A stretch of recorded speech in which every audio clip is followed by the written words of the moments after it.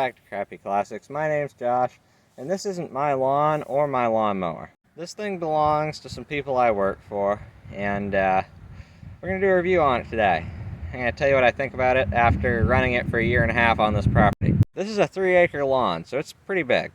Now this thing is supposed to be rated to cut, I believe it's 3.5 acres, and it will not cut this lawn in one go.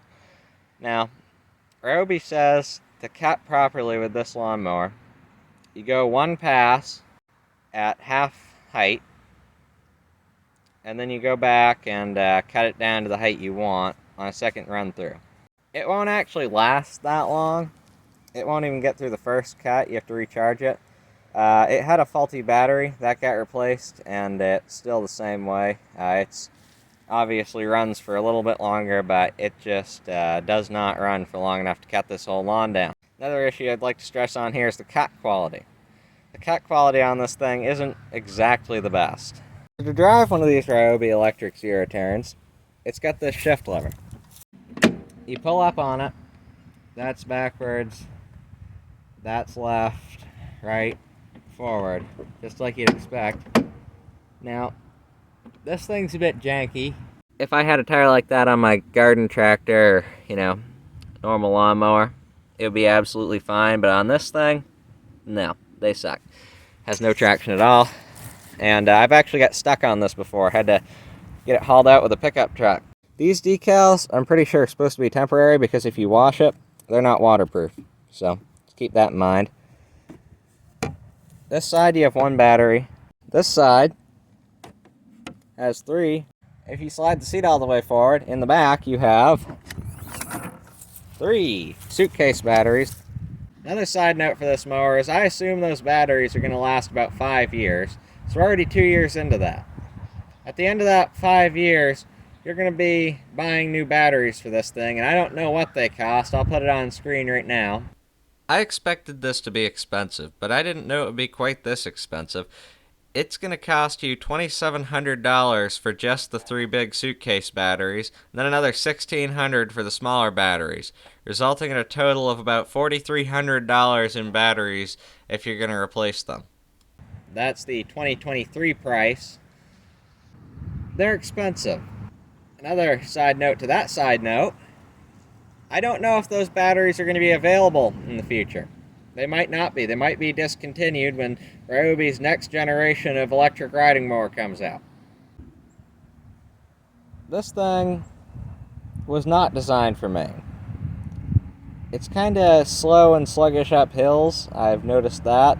It's really good on perfectly flat, smooth grass. And if you have any dips or divots in the lawn, you're going to have issues with it.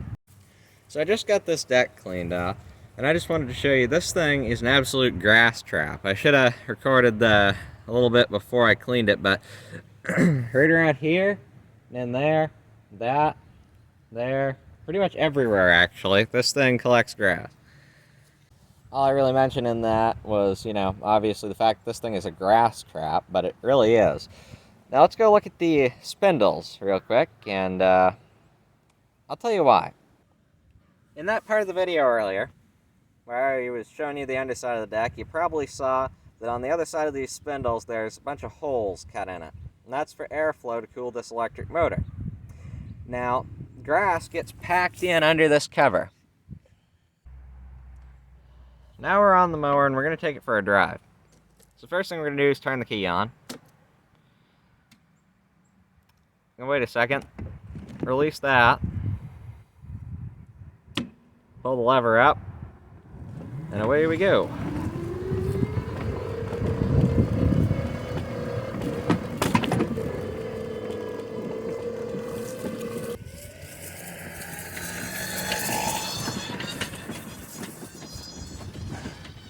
So what we have here is a nice little dippy part of the lawn.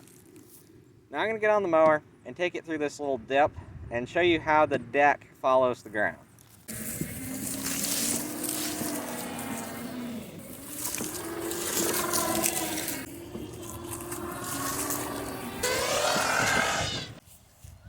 So would I recommend buying this mower? If you live in Maine, now I wouldn't recommend buying this mower. I'd recommend buying either an old John Deere garden tractor or a Craftsman AYP mower from the 90s.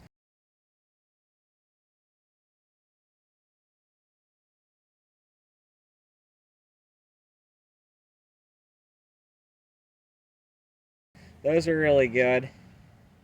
Old Cub Cadet, maybe. Something like that.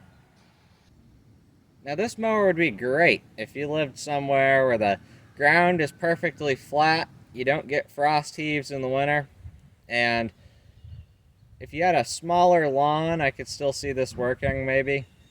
But for a lawn like this, it really doesn't work as good as I'd expect it to for its huge price tag. About $5,000 overpriced, actually. I hope this was helpful for somebody considering buying one of these mowers. Make sure you like, comment, subscribe, share the video, and I'll see you in the next one. Bye bye.